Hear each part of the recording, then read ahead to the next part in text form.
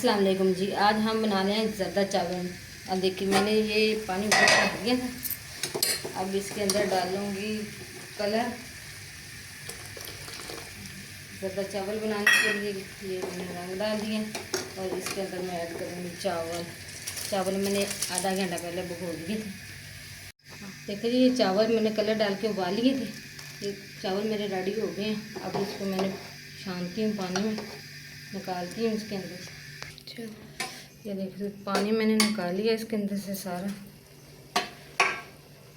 अब इसके अंदर मैं डालती हूँ 1 गिलास चीनी का।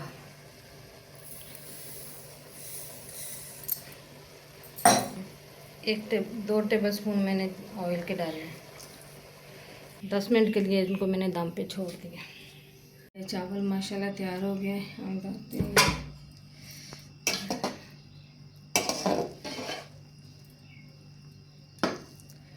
ज़र्दा चावल।